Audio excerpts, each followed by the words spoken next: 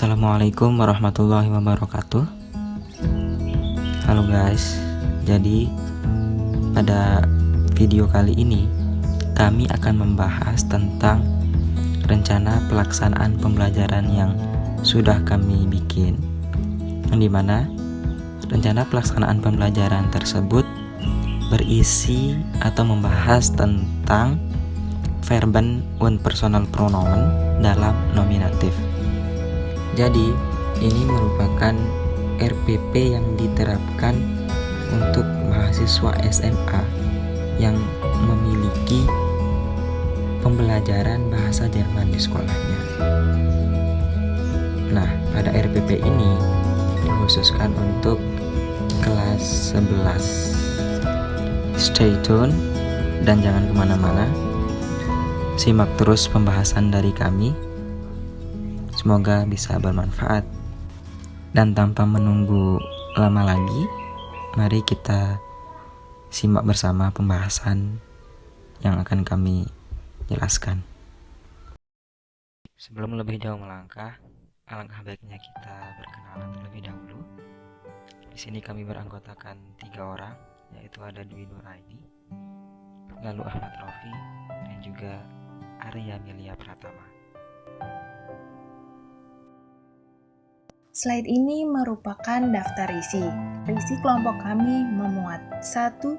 Definisi RPP, 2. 4 Webfrage, 3. Kompetensi inti, 4. Kompetensi dasar, 5. Indikator pencapaian, 6. Tujuan pembelajaran, 7. Pendukung pembelajaran, 8. Langkah pembelajaran, 9. Sumber pembelajaran berupa media, materi, dan metode, 10. Penilaian, 11. Lampiran-lampiran yang dicantumkan dalam RPP kelompok kami. Definisi RPP. Menurut Wikipedia, RPP atau Rencana Pelaksanaan Pembelajaran adalah pegangan guru dalam mengajar di kelas. RPP dibuat guru untuk membantu dalam mengajar agar sesuai dengan standar kompetensi dan kompetensi dasar. RPP berisi pengaturan yang berkenaan dengan perkiraan atau proyeksi tentang apa yang dilakukan pada saat kegiatan belajar mengajar berlangsung. Pada slide ini dijelaskan 4W frage. 1. Was. Apa materinya? Verben und personal pronomen dalam nominatif. Kedua, Wo. Di sekolah mana diajarkan? Di sekolah SMAN 1 Prambanan. 3. Wann. Kapan materi ini diajarkan? Di kelas 11 semester ganjil di sekolah SMAN 1 Prambanan. 4. Wie lange? Berapa lama pembelajarannya? Yaitu 1 kali pertemuan atau 2 kali 45 menit. Pada slide selanjutnya menjelaskan tentang isi kompetensi inti yang dimuat oleh kelompok kami. Kelompok kami memuat kompetensi inti yaitu poin pertama, menghayati dan mengamalkan ajaran agama yang dianutnya. Poin kedua, menghayati dan mengamalkan perilaku jujur, disiplin, tanggung jawab, peduli, berupa gotong royong, kerjasama, toleran, dan damai. Santun, responsif, dan proaktif, dan menunjukkan sikap sebagai bagian dari solusi atas berbagai permasalahan dalam berinteraksi secara efektif dengan perbedaan budaya, lingkungan, dan alam, serta dapat menempatkan diri sebagai cerminan bangsa dalam pergaulan dunia. Poin ketiga, memahami, menerapkan, menganalisis, pengetahuan faktual, konseptual, prosedural, dan metakognitif berdasarkan rasa keingintahuannya tentang ilmu pengetahuan, teknologi, seni, budaya, dan humaniora dengan wawasan kemanusiaan, kebangsaan, kenegaraan, dan peradaban terkait penyebab fenomena dan kejadian, serta menerapkan pengetahuan prosedural pada bidang kajian yang spesifik sesuai dengan bakat dan minatnya untuk memecahkan masalah. Poin keempat, mengolah, menalar, dan menyaji dalam ranah konkret dan ranah abstrak terkait dengan pengembangan dari yang dipelajarinya. Di sekolah secara mandiri, bertindak secara efektif dan kreatif, serta mampu menggunakan metode sesuai kaidah keilmuan yang diajarkan. Selanjutnya di sini pembahasannya agak sedikit lama atau agak sedikit banyak, karena di sini kita akan membahas tentang kompetensi dasar.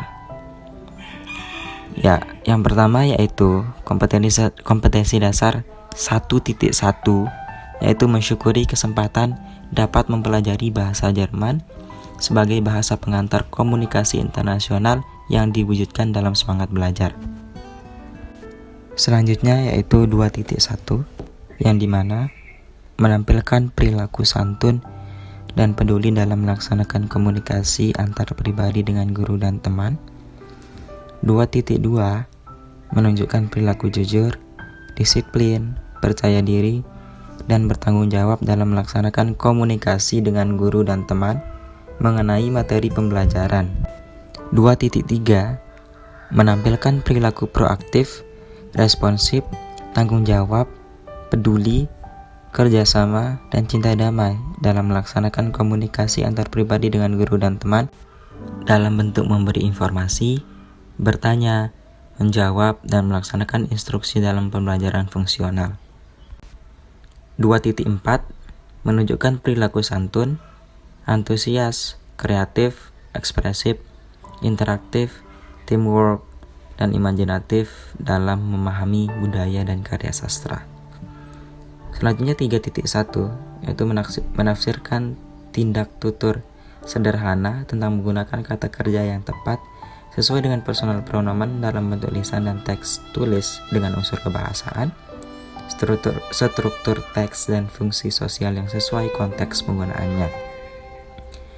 3.2, memahami cara memberitahu dan meminta informasi atau fakta menggunakan kata kerja yang tepat berdasarkan personal pronomennya dengan memperhatikan unsur kebahasaan, struktur teks, dan fungsi sosial yang sesuai konteks penggunaannya. 3.3, yaitu memahami informasi secara sederhana, kata kerja yang digunakan berdasarkan personal pronomennya dengan memperhatikan unsur kebahasaan, struktur teks, dan fungsi sosial yang sesuai konteks penggunaannya. 3.4, memahami penggunaan kata kerja berdasarkan personal pronomennya dengan memperhatikan unsur kebahasaan, struktur teks, dan fungsi sosial yang baik dan benar dalam berkomunikasi sesuai dengan waktu, tempat, dan lawan bicara.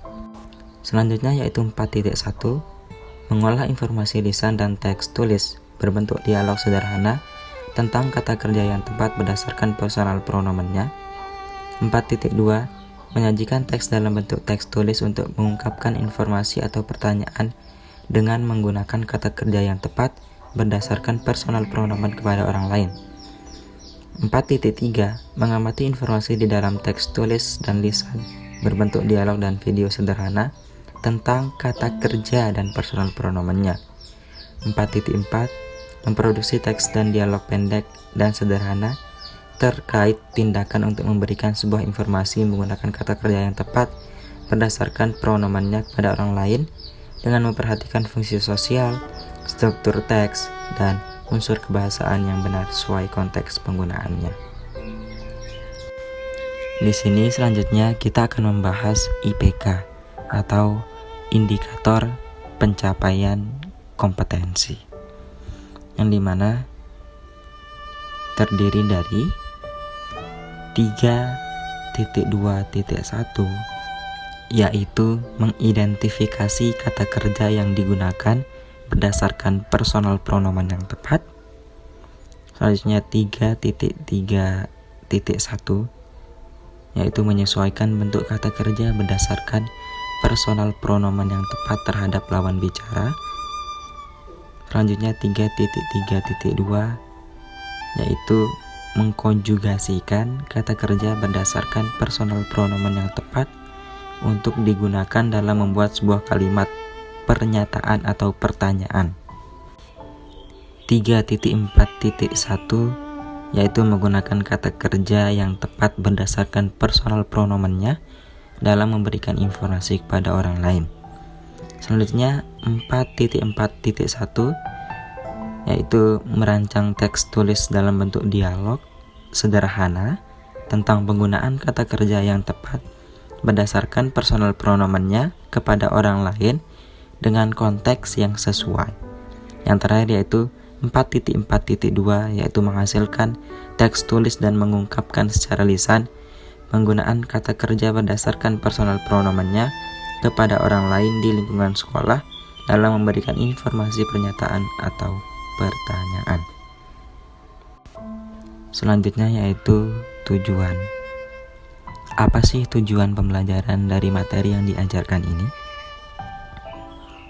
Tujuannya adalah yang dimana melalui kegiatan pembelajaran dengan pendekatan saintifik dengan model pembelajaran discovery learning, peserta didik diharapkan dapat mengidentifikasi penggunaan kata kerja yang tepat berdasarkan personal pronomennya, kalimat dalam bahasa Jerman, dan memproduksi teks interaksi transaksional lisan dan tulis pendek juga sederhana terkait dengan penggunaan kata kerja dan personal pronomen yang tepat berlandaskan sikap jujur, disiplin, tanggung jawab, peduli, yaitu yang dimana gotong royong, kerjasama, toleran, damai, terus santun, responsif, dan proaktif selama proses pembelajaran. Oke, selanjutnya di sini adalah pendukung pembelajaran, yang dimana pendukung pembelajaran ini terdapat 4 elemen. Yang pertama yaitu media, metode, materi, dan juga sumber. Media itu sendiri terdiri dari LCD, laptop, bahan tayang PowerPoint, dan juga sound speaker. Dan yang dimana metode yang digunakan pada RPP ini adalah melalui pendekatan saintifik dan model discovery learning. Adapun materinya terdiri dari 4 elemen: fakta, konsep, prosedur, dan metakognitif. Dan yang terakhir yaitu sumber. Sumber dari materi yang diajarkan berasal dari Netwerk A1 Kursbuch dan juga Netwerk A1 Arbeitsbuch. Oke, di slide 11 ada langkah-langkah pembelajaran yang terdiri dari pendahuluan, kegiatan inti, dan penutup. Di sini saya akan menjelaskan tentang langkah-langkah pembelajaran yang pendahuluan terlebih dahulu. Jadi di dalam pendahuluan ada A. Guru mengucap salam dan memimpin doa untuk memulai pembelajaran. Lalu peserta didik menjawab salam dan berdoa. Lalu guru menanyakan kabar murid dengan "Wie geht's euch?" Lalu guru melakukan presensi peserta didik. Guru memberikan topik materi ajar. Dalam hal ini topik pembelajarannya adalah Verben und personal pronomen dalam kasus nominatif. Selanjutnya guru menjelaskan tujuan pembelajaran tentang personal pronomen dapat mempengaruhi endung dalam kata kerja atau verben.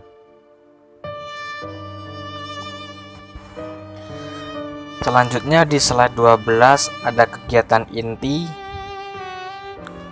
Di dalam kegiatan inti tersebut terdapat satu reflection atau stimulus yang isinya adalah A. Guru menyajikan sebuah video percakapan dalam bentuk animasi tentang verben und personal pronomen dalam kasus nominatif.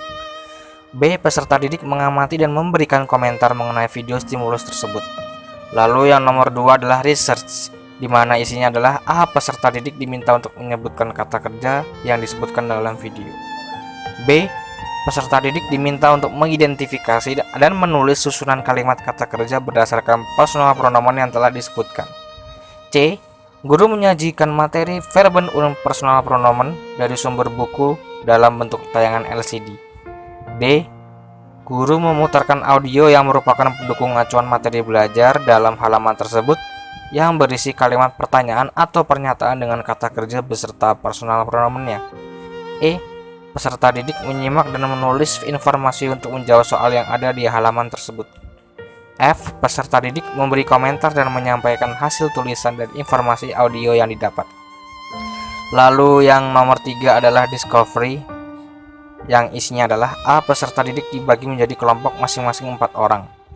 Lalu guru menginformasikan kegiatan yang akan dilakukan oleh peserta didik, yaitu membuat beberapa kalimat pernyataan atau pertanyaan menggunakan kata kerja yang tepat berdasarkan personal pronoun dengan struktur kalimat yang benar.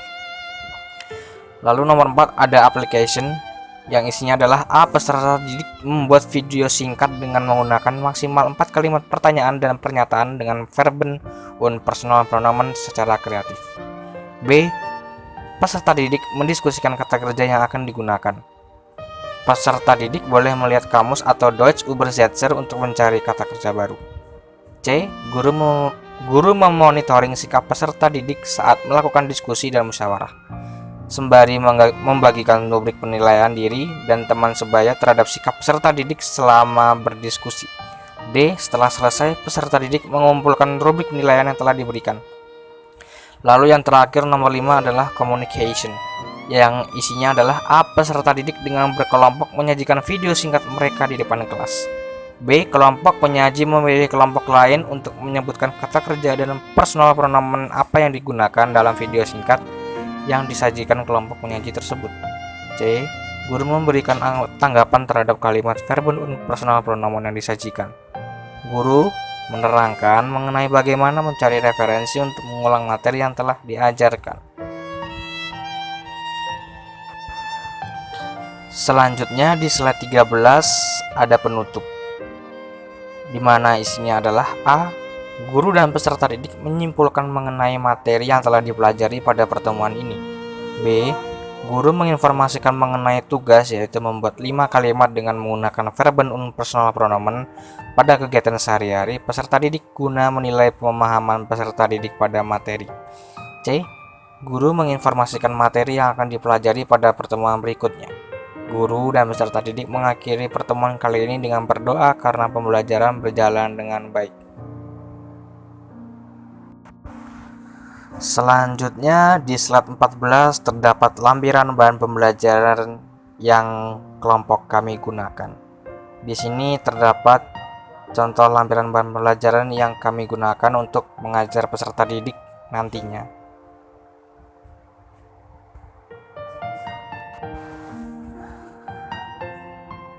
Selanjutnya di slide 15 terdapat lampiran penilaian yang nantinya akan kami ujikan kepada peserta didik sebagai bahan untuk mereka latihan, yang kami ambil dari mein-deutschbuch.de. Oke, das ist alles von uns. Terima kasih yang sudah menonton video ini.